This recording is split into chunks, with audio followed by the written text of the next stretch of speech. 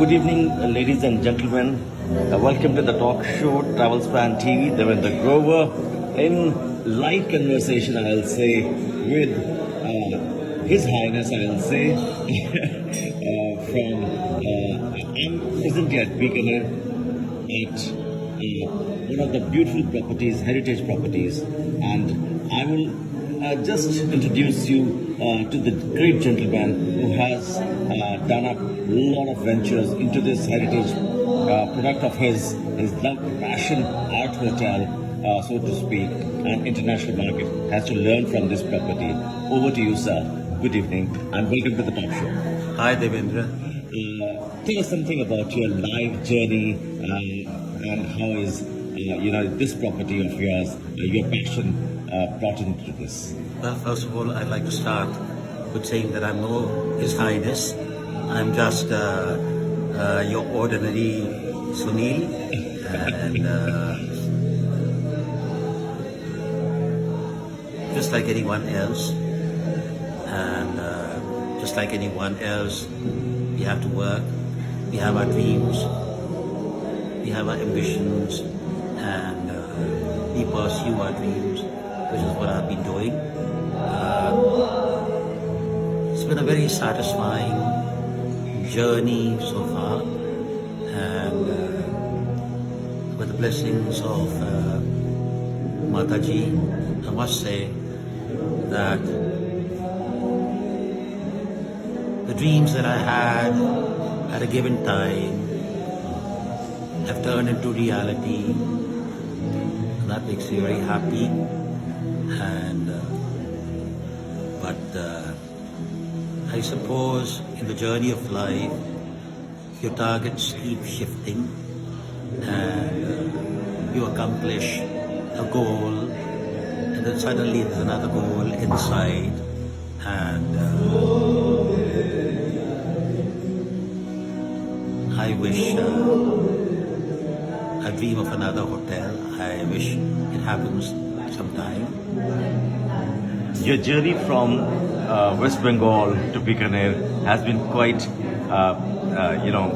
encouraging one, a challenging one, and perhaps to fulfilling your dreams to your two properties which you are doing up now, your residence come boutique heritage hotel, which I saw, which you showcased yesterday, was something very unique, blend full of art, culture, ethics, and how do I say, which is really one of its kind in the city. Could you explain how you could manage this? Well, as you say, I grew up in Calcutta. Still, my first hometown, I'd say, after all these years being in Bikaner, as a city I grew up in, and naturally a city which I have great love and affection for. I don't need to tell you that Calcutta is very well known as a city of great culture, a city that celebrates art and lovely, warm, spontaneous people. It could be that Calcutta had that effect on me, and ever since I can remember, as a boy, have been interested in art-related subjects, and as I grew older, architecture began to interest me greatly, and I was in the construction business. That was how I started, and somewhere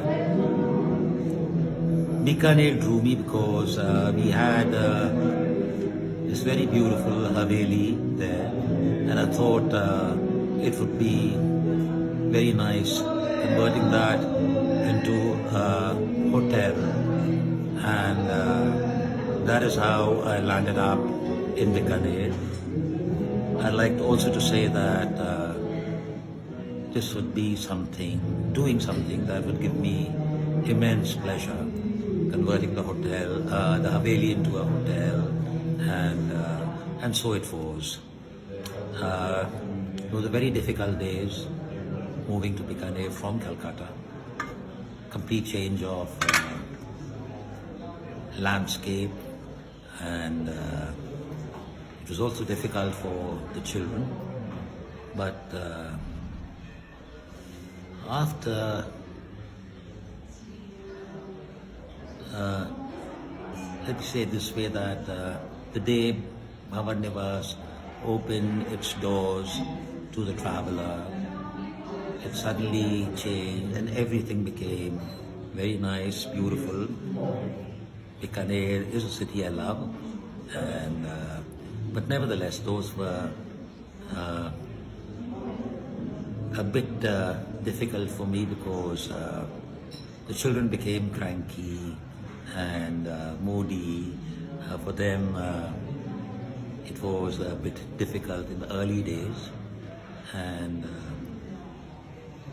but all in all, it's been a lovely experience. I've learned so much. I'd never done this before, and here I was doing it all myself, exactly the way I wanted. And you do 1,000 things and you make 100 mistakes, you learn, and it's been very educative. You are the 5th generation, and your son extends this to the 6th generation. And percolation from your forefathers and grandfathers and your, it has been really learning lessons from the family as such, from Bhavar Nivas to Gaj Kesri as a product, and let me recall what you said yesterday, that the property, you have 27 rooms at the Bhavar Nivas, and 41 rooms here at the Gaj Kesri, if I'm right on this. And every room has its, it says something unique about the product, property, the workmanship, the service part as such, from the staff here, and something has a story. Every room has a story. Every decency is there reflected from the art which is in the rooms. Each room is designed in such a fashion of yours, and thanks to Her Highness Anju Madam, who is really supporting you in this. The family, I'll say, your son as well, the kind of passion has gone into detailing of extending these hotels, the heritage hotels, is really one of its kind.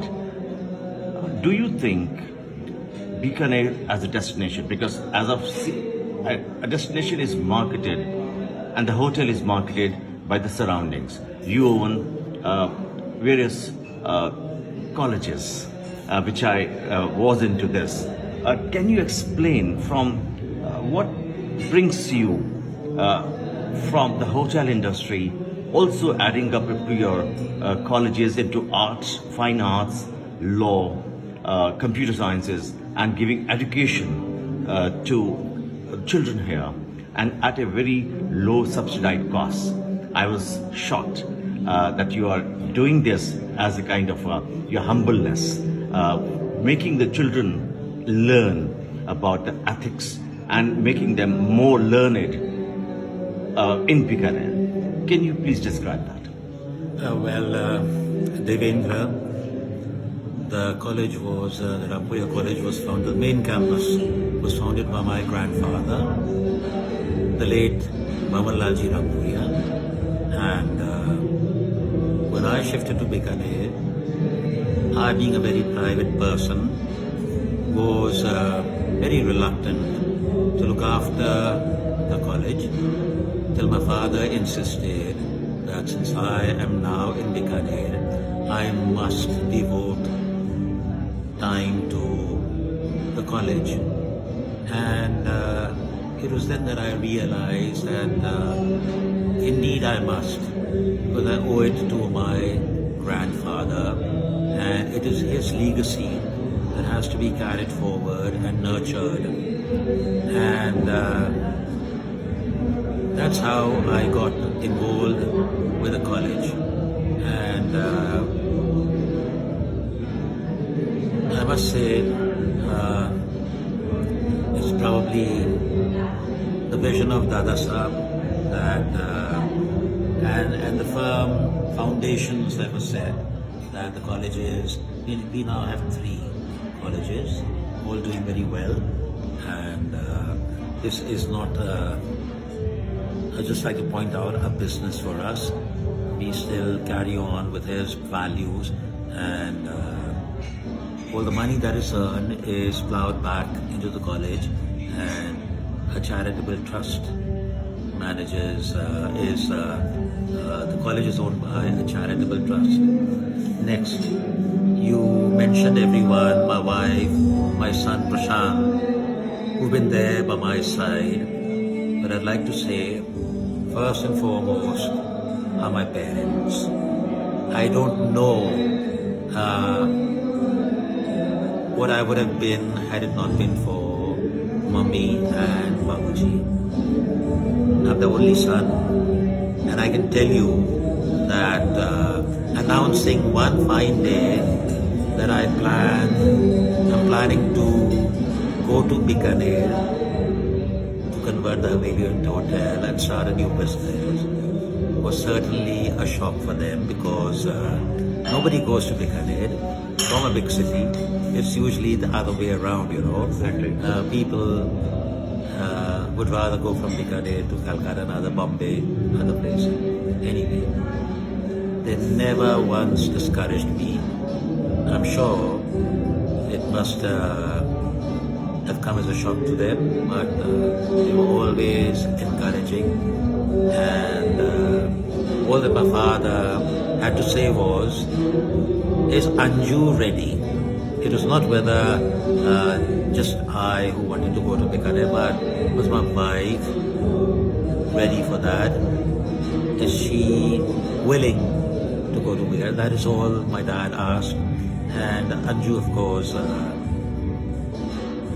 was ready to move to Bikaner, and that is how we landed here.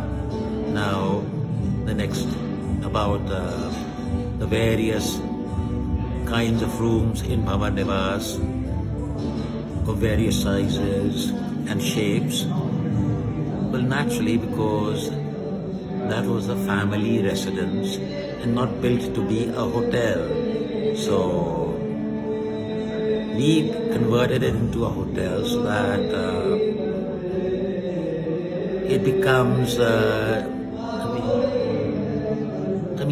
so that it becomes of some use in the present times, because nobody lived in the Haveli, and this way it gets a new lease of life. It suddenly becomes Abad. People come there, live there, and it suddenly bounces back to life. And so each room there is different. Bhavan Nivas has a lot of original art, and a lot of art that has been created in our studios there, and all examples of the local Usta art, and you see it all there. You even see it in Gaj Kesri, and that is something which sets both the properties apart. The amount of art, the local art that you see here is really very pleasing to the eye, and at least makes me very happy. And this has all been, this collection has been built over the last 35, 40 years. So it's not something that happened overnight, or that I went to the market or some art galleries, bought everything and decorated. It's been a long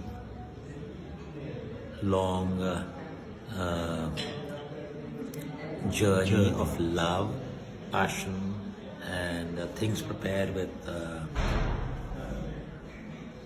I mean, just imagining and trying out new things, putting Usta art to more contemporary uses and producing and creating interesting artifacts without the fear that the results may not be very good. We were always willing to experiment, and so that is what you see in both the properties. And a lot of people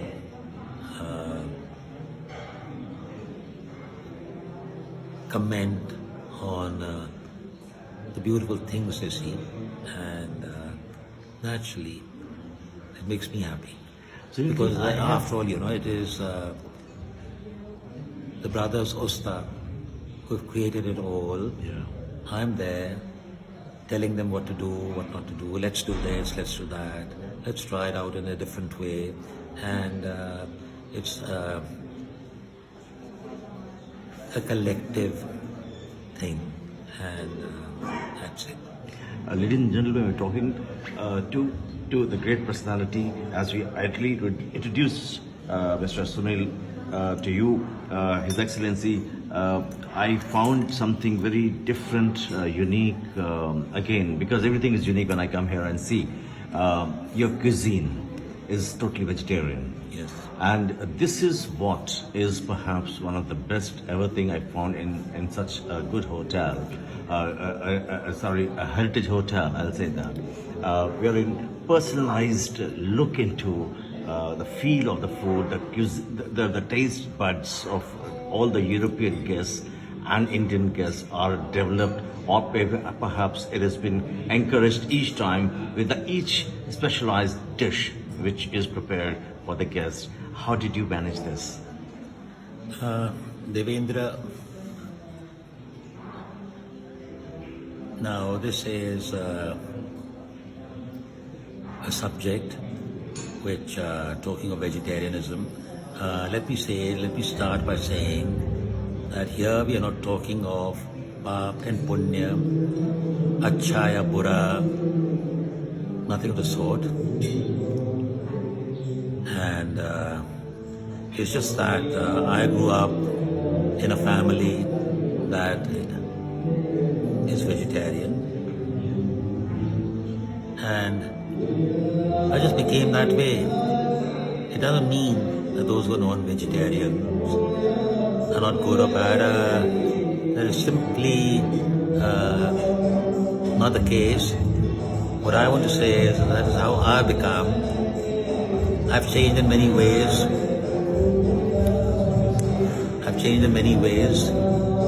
But there's one aspect where I've been unable to change, which is just as well because our European guests love vegetarian food that we offer. We sometimes have a problem with Indians though, but I can't do anything about it. Till the day I manage these properties, they'll remain vegetarian. But then bear in mind that India has the most varied vegetarian cuisines, the most lovely vegetarian fare is to be found in India, and all in all, foreign guests always compliment us on the food.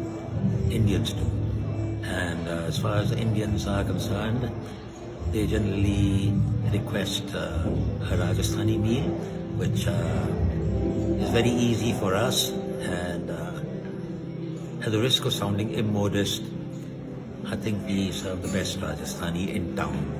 Absolutely. Kudos to you for that, because the kind of my 3 days with you have been really fabulous, because the kind of food you have been literally, this is called the hospitality. I'll say the hospitality from the owners by themselves, the entire family going into this. And I'm sure when you mingle with the guests personally, along with Anju ma'am, nicely attired, talking to them, explaining them about the property by yourself.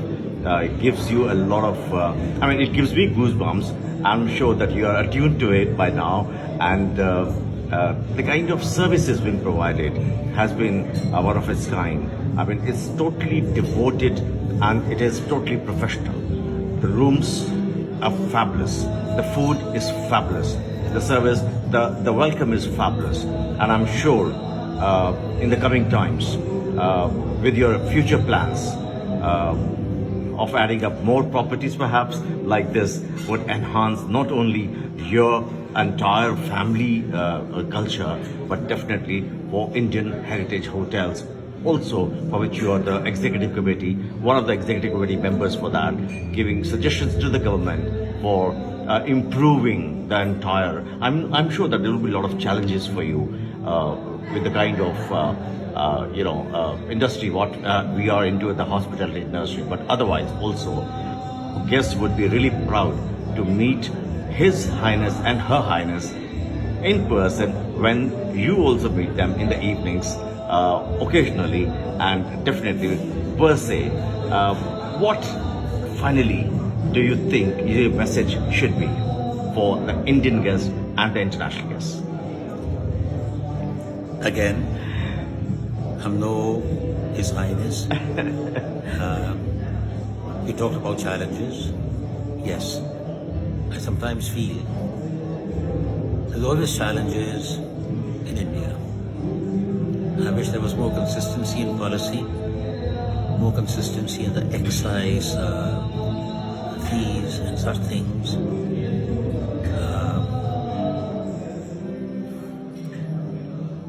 We put in a lot of effort. We do it all with a lot of passion. And I sometimes feel that it would be nice if we get more support from the government. This brings, tourism brings in a lot of revenue and has great potential. And India can go so far ahead. I think we've really not tapped the potential of India. And I do wish the government was always more supportive and takes up tourism with more enthusiasm, and I do wish we get more support. Next was your mentioning meeting the guests. That's a point well taken. I never do that, to be honest. I'm shy and a very private person, but I do meet guests when I'm requested to, when they want to meet me, usually to compliment me on the hotel. So that's when I meet, otherwise no. But that's a point well taken. I'll try to. Both of us, Anju and I, we have. And the other thing is, what message do I have? Well, the world's shrunk, the world's become so small. I want my country to be amongst the topmost tourist destinations. We have it all. India has it all. It has the beaches, the mountains, the desert, the rivers, the forests, the jungles, the tiger, the lion. I mean, I don't know which other country has all this, the diversity, the languages, the cuisines. It could be, I mean, the whole length and breadth of the country has so much to offer. As an Indian, I am myself amazed and left stunned.